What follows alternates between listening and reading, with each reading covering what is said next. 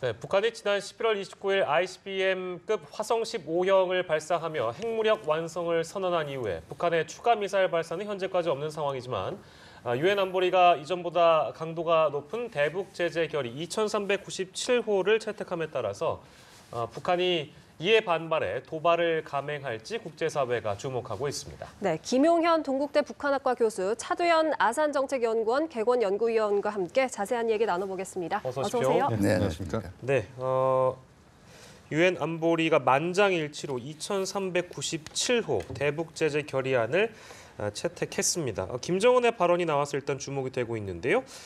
대담하고 통이 큰 작전들을 더욱 과감하게 전개해 나갈 것이다. 이렇게 말을 했습니다. 일단 어떤 의미를 갖고 있는 발언인지도 궁금하네요. 김 교수께서는 어떻게 보십니까?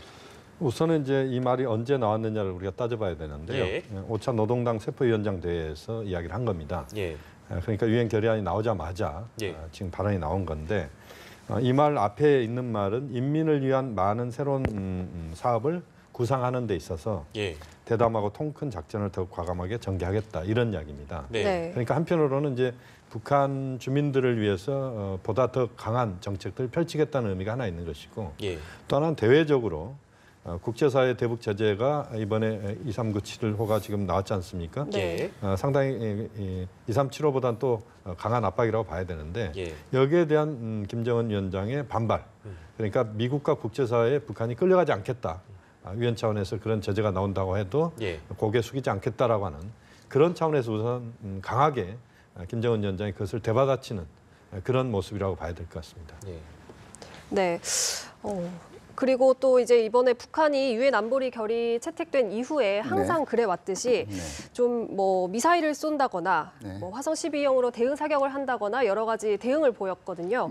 이번에는 좀 어떻게 보십니까? 여러 가지 시나리오가 제기가 되고 있는데 뭐 지난번에 사실상 실행 계획까지 공개를 했지만 실행하지 못했던 뭐 괌 포위 사격이나 아니면 뭐 화성 15형을 정상 각도로 발사하는 이런 시나리오들이 제기되고 있거든요. 어떻게 보십니까? 네, 일단 뭐 기술적으로 준비가 다 된다라는 전제하에서는 뭐 검토하지 않을 때는 아니에요. 그런데 기술적으로 준비가 된다고 해도 그 화성 15를 정상 각도로 발사한다든가 아니면 뭐 화성 12형 같은 중거리 미사일을 이용해서 괌 포위 사격을 하는 건 그렇게 그 쉬운 대안이 아니에요. 왜냐하면 그 이후에 이 파급 영향이 엄청나게 크게 되거든요. 가령 이제 화성 12호를 이용해서 괌 포위 사격을 할 경우에 이게 조금이라도 잘못돼서 그 미국 영해로 떨어질 경우엔 전쟁 도발 행위로 간주가 될 수가 있고요. 뭐 그 중국에서도 일부에는 괌 포위 사격 강행할 경우에는 우리도 뭐 거기에 대해서는 개입할 수가 없다 이런 얘기까지 나왔기 때문에 이 후속 파급 영향을 걱정을 해야 될 처지고요. 화성 15 같은 경우에 이제 정상 각도로 발사를 하게 되면 대륙간 탄도탄 같은 경우 정상 각도로 발사한 이후에 이게 떨어지는 지역들 자체가 굉장히 미묘해요. 알래스카 근해가 될 수도 있고요. 뭐 흔히 얘기하는 게 이 정상 각도로 재진입 능력만 보여준 다음에 자동 폭파될 수 있는 장치를 할 수도 있다고 얘기하는데요. 재진입 이후에 자동 폭파될 수 있는 기술이 재진입시키는 기술만큼이나 어려워요. 그렇기 때문에 북한의 입장에서 기술적으로 준비가 된다라고 해도 이거 시행하기가 그렇게 쉽지 않은 카드라는 거고요. 두 번째는 기술적으로 과연 거기까지 올라왔느냐? 저는 거기에 대해서는 계속 뭐 단기적으로는 의문이 있어요. 왜냐하면은 지금 그 화성 15 한 번 그 고각으로 발사한 데이터를 가지고 단번에 그 정상 각도 발사가 정말 가능한 기술 수준이냐? 이게 만약에 안 되는데 억지로 강행을 했다가 실패만 하게 되면은요. 뭐 자칫 제재 강도만 한 번 더 강화될 수 있는 이 빌미가 되는 거고요. 또 그만큼 북한의 입장에서는 생각보다 굉장히 북한이 시간에 쫓기고 있다. 그리고 생각한 것만큼 그렇게 쉽게 지금 그 기술 진보의 벽을 돌파하고 있지 못하는 것 같다. 이런 인상을 줄 수도 있기 때문에 제가 볼 때는 12월 1월 내에 단기적으로 그렇게 빨리 선택할 수 있는 대안은 아니에요. 다만 북한의 입장에서 설사 대화 국면으로 복귀를 한다 그래도 북한이 지금 가장 피하고 싶은 것은 미국이 혹은 중국이 어떤 그 의제를 이니셔티브를 내밀어서 거기에서 마지못하게 또 제재가 통과되니까 대화에 복귀한다는 인상을 주는 거거든요. 그렇기 때문에 자기 나름대로의 명분을 살리기 위해서는 뭐 일종의 1월 중에 한번 미사일 실험 같은 걸 할 수는 있겠지만 개인적으로 볼 때는 정상 각도 발사라든가 괌 포위 사격은 이거는 아직 예, 실현하기는 북한으로서 실행하기 힘든 대안이라고 네. 생각합니다. 그럼 굵직한 도발은 현재 상황을 감안해 봤을 때 어려울 것이라는 말씀이신데요. 같은 네. 질문을 김용윤 교수께 드리면 어떻게 보시는지. 뭐 저도 비슷한 생각입니다. 예. 지금 북한 입장에서는 강력하게 반발하는 모습은 말로서는 세게 나올 수 있습니다. 또 현재 김정은 위원장도 이제 그런 표현들을 했었고요. 네. 그렇지만 이제 북한 입장에서 봤을 때 문재인 대통령이 지금 그 한미 군사훈련 평창 올림픽 때문에 이걸 연기할 수 있는 이것을 미국과 좀 협의하고 있다 이렇게 이야기를 했거든요. 네. 그러니까 북한이 강력한 고강도 도발을 하기에는 명분이 지금 많이 없어지고 있는 겁니다. 또 북한 입장에서는 지금 2397호는 당연히 북한에 대해서 이런 제재 결의안 나올 수밖에 없습니다. 왜냐하면 트리거 조항 때문에 예. 북한이 핵실험을 하거나 또는 ICBM급 미사일 발사를 하면 자동으로 유엔 안보리가 수립되게 돼 있고 예. 거기에서 결의안이 나올 수밖에 없습니다. 그리고 요 정도 수준, 그러니까 북한이 1년에 필요한 그 석유 제품의 한 50% 정도 이번에 이제 그렇게 제한된다 이렇게 봐야 돼요. 이전에 30% 정도였습니다. 네. 그다음에 이제 노동자 2년 정도 이제 2년 안에 바로 들어와야 되고 뭐 이런 부분들은 북한도 예상했던 부분이기 때문에 말로는 강하게 반발하지만 그러나 현재 그 정세 자체가 흐름 자체가 북한이 고강도 도발까지 갈 수 있는 상황은 아니다. 예. 그렇게 본다면 북한도 미국과 국제사회가 어떻게 움직이는지 좀 더 신중하게 지켜보면서 예. 그러면서 어떤 추가적인 행동을 판단할 것이다. 또 평창 올림픽을 앞둔 상황에서 북한이 고강도 도발을 할 경우에 그 다음에 수순은 문재인 대통령이 이야기했던 그 한미 군사훈련 연기는 다시 환원될 가능성은 없습니다. 예. 예. 그렇게 된다면 북한으로서는 상당 부담이 있고 국제사회를 향해서도 북한이 굉장히 올림픽을 망친 그런 그 주범이 될 수도 있기 때문에 북한으로서 상당한 그 모험을 하기엔 좀 어려움이 있다 이렇게 봐야 될 것 같습니다. 그런 부담이 있다라는 말씀이시고요. 평창 올림픽 말씀을 해주셔서 미국 쪽 발언도 한번 짚어보도록 하겠습니다. 제임스 매티스 미 국방장관이 올림픽 참가 선수들을 김정은이 살해하고 전 세계를 상대로 싸움을 걸 만큼 멍청하다고 생각하지 않는다. 그러니까 지금 김용윤 교수께서 말씀해 주신 대로 어떤 그런 국제사회로부터 큰 비난을 받을 만큼의 부담을 감수하지는 않을 것으로 보이고 북한의 방해가 이제 평창 동계 올림픽 기간에 방해가 없을 것이라고 전망을 했는데 이것도 이제 비슷한 맥락으로 저희가 봐야 되는 건가요? 네, 그러니까 뭐 실질적으로 그동안 뭐 서울 올림픽이라든가 이런 기간 동안에도 북한이 그 선수단의 그 신변에 위협을 줄 만한 도발을 한 적이 없었고요. 예. 북한이 우리가 보기에는 지극히 그 비합리적이고 모든 국제적인 룰은 있는 대로 다 어기는 것 같지만 나름대로 자기네들 이 낯가리기는 해요. 네. 그렇기 때문에 국제적인 공분을 불러올 만한 그 어떤 도발을 하기에는 힘들 거고요. 다만 제가 그 주목하고 있는 거는 최근 노동신문이라 해서 평화적 우주 개발 얘기를 계속하고 있단 말이에요. 네. 그러니까 다시 말해서 평창 올림픽 기간 중에도 인공위성 발사 같은 거는 이 포장을 씌워서 할 수가 있어요. 이 경우는 무슨 얘기가 되냐 하면 공연히 우리가 평화적 우주 개발을 하려고 인공위성 올린 거 가지고 미사일 발사했다고 억지 쓴다. 이거야말로 도발이다.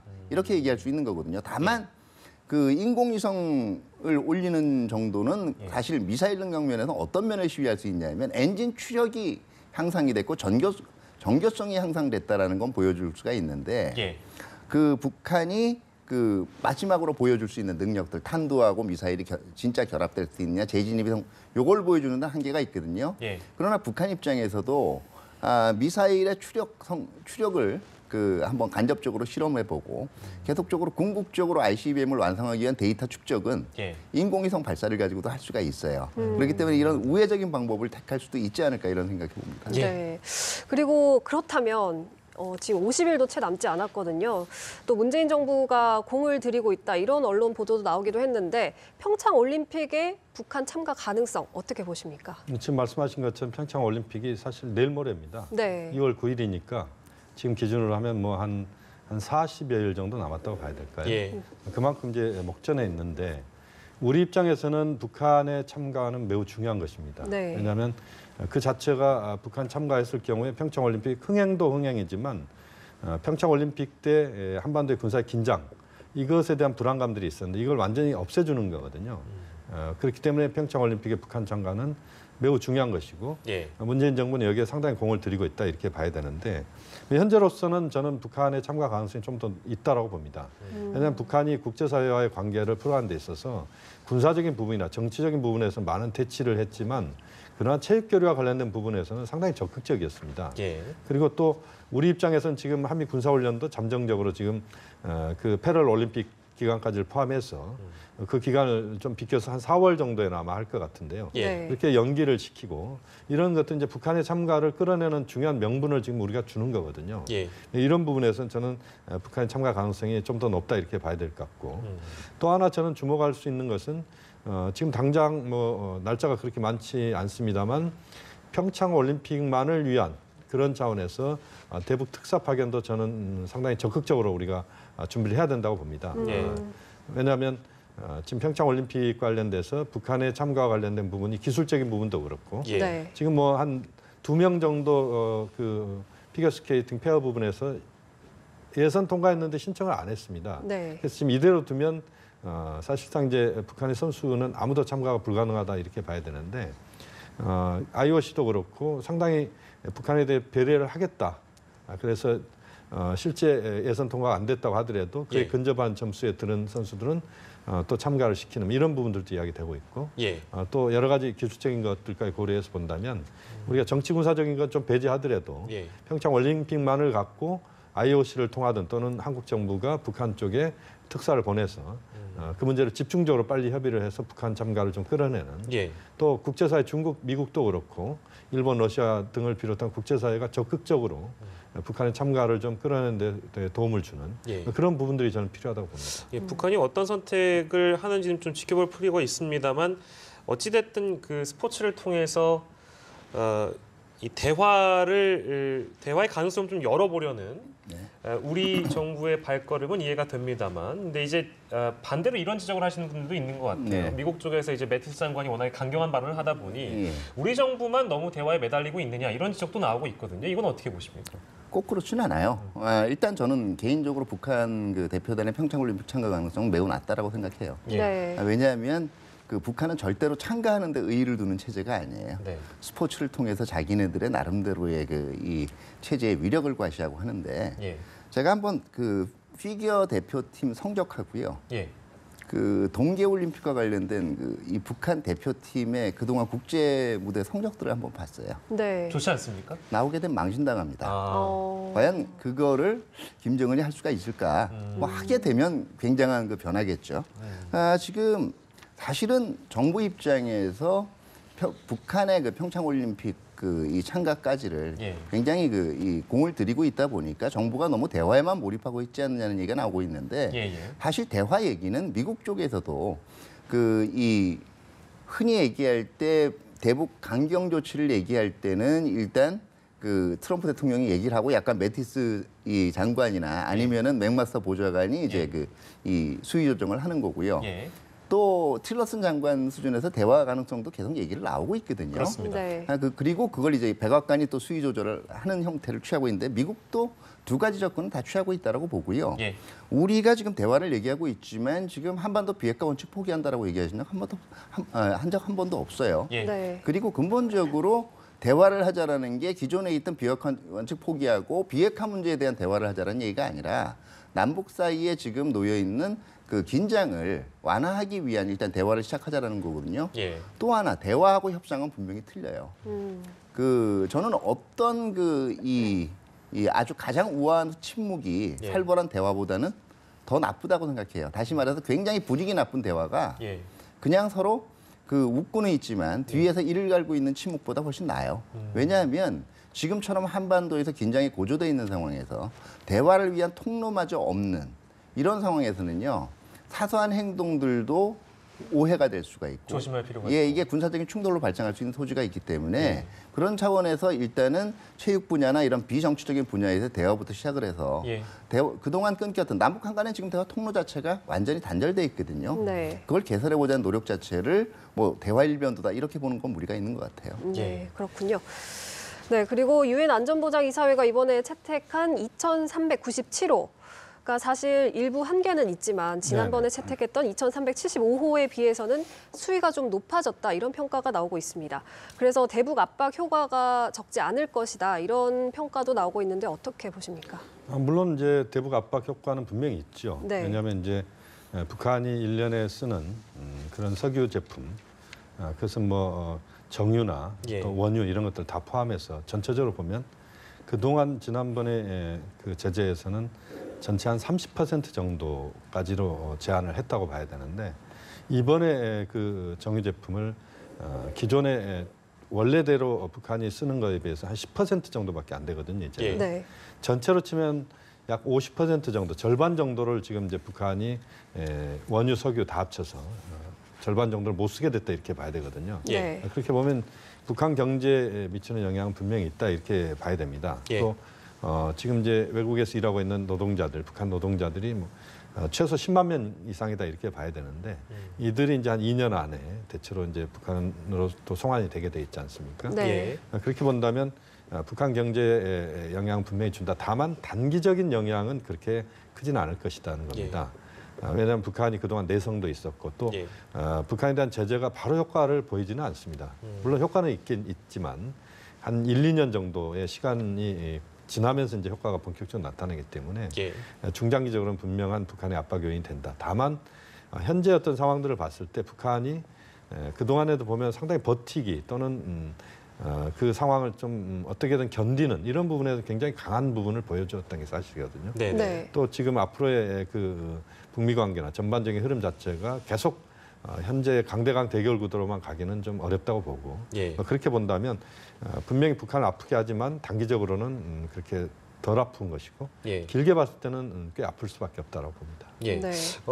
2375호에 비교해서 또 설명을 해주셨고 2397호가 갖고 있는 어떤 장기적인 전망까지 김용현 교수께서 해주셨는데 반대 입장에서는 이런 얘기를 하는 것도 같아요. 그러니까 제가 기억하기로는 2006년 핵실험한 이후에 벌써 지금 유엔 제재가 10번째 정도고 올해 들어서만 4번째죠. 그러니까 제재는 계속해서 나오고 있고 저희도 뭐 일견 보도를 해드립니다만 보도를 해드릴 때 최고 수위고 이전보다 높은 수위고 그렇지만 북한은 변화한 것이 없고 늘 도발하고 이러다 보니 이 제재가 실효성이 있느냐 혹은 중국이 도와줘야지 팔 걷어붙이고 나와서 도와줘야지 이것이 정작 실효성이 있는 제재가 될 수 있는데 중국은 그럼 또 어떻게 나올 것이냐 여러 가지 의문점이 남습니다. 그런 건 어떻게 보시는지?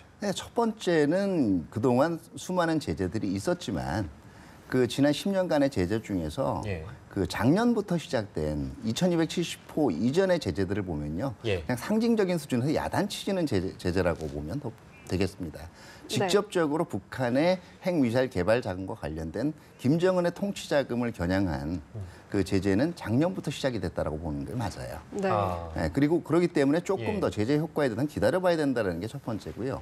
두 번째는 제가 항상 말씀드리는데 제재는요. 국제적으로 나쁜 행동에 대한 징벌이에요.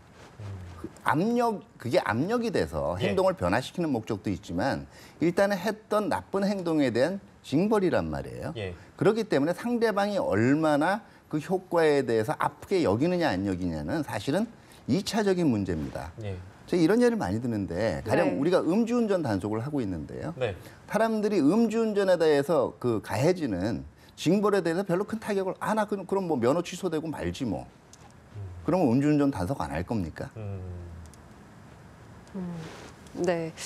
어떤 말씀인지 잘 알겠습니다. 네, 실효성 문제에 대해서 언급을 해주셨는데 그 전에 지금 좀 북한 반응에 대해서 한번 다시 살펴보고 가야 될 것 같아요. 북한 노동당 외곽기구 조선아시아태평양평화위원회가 오늘이죠. 유엔 안보리 새 대북 제재 결의를 단호하게 배격한다 이렇게 말을 했거든요. 대북 제재에 앞서서 북한이 앞으로는 어떻게 나올지 궁금해집니다. 우선 이제 북한 입장에서는 말로써 강하게 반발하는 모습을 띠고 있다. 지금 말씀하신 것도 아태평화위원회 발언도 그렇고 김정은 위원장의 세포위원장 대회 때의 발언도 그렇고 전체적으로 이제 강하게 반발하는 모습은 당연히 이제 북한이 가져오는 수순이다 이렇게 봐야 될 것 같습니다.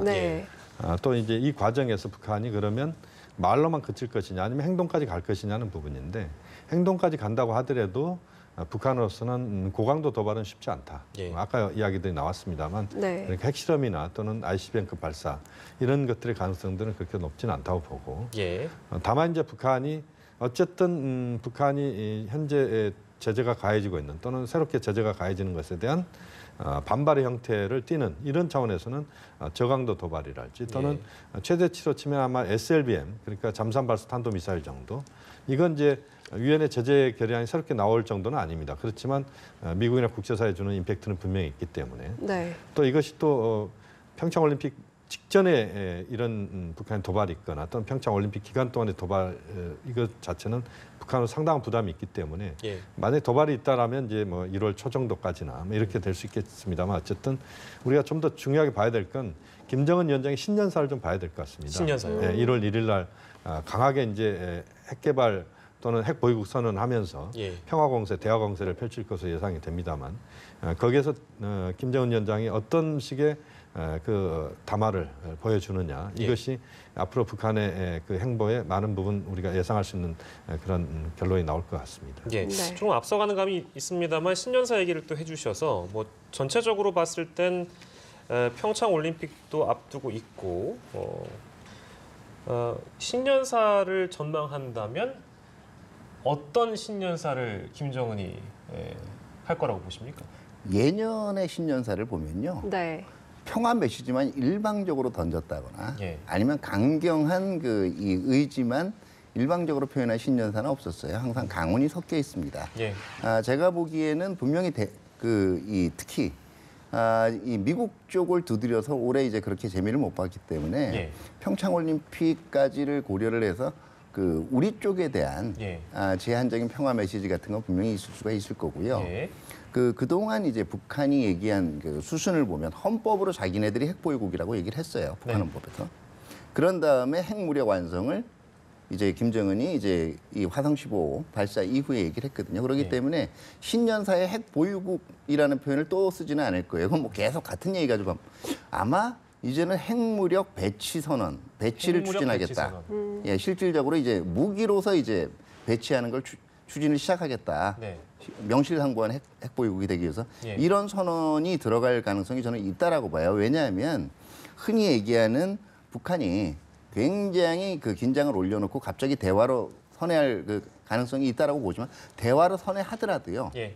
북한 입장에서는 자기네들이 핵 대국이나 핵 강국이라는 이미지를 그대로 가진 상황에서 예. 대화로 선회할 걸 원할 거거든요. 네. 그렇기 때문에 뭐 핵에 대한 언급이 없이 그냥 대화 일변도의 메시지를 내놓으면서 예. 나 대화 복귀하겠다. 그러면 지금까지 해온 북한의 행동이 의미가 없어지는 거거든요. 예. 네. 강온을 섞어서 마찬가지로 네. 나올 테지만 핵 무력 배치 선언까지도 언급할 수 있다 이렇게 전망을 해주셨습니다. 예, 오늘 이 시간 정리하도록 하겠습니다. 오늘 두 분 모시고 얘기 나눠봤는데요. 김용현 동국대 북한학과 교수, 차두현 아산정책연구원 연구위원과 함께했습니다. 두 분 고맙습니다. 감사합니다. 감사합니다. 네, 감사합니다.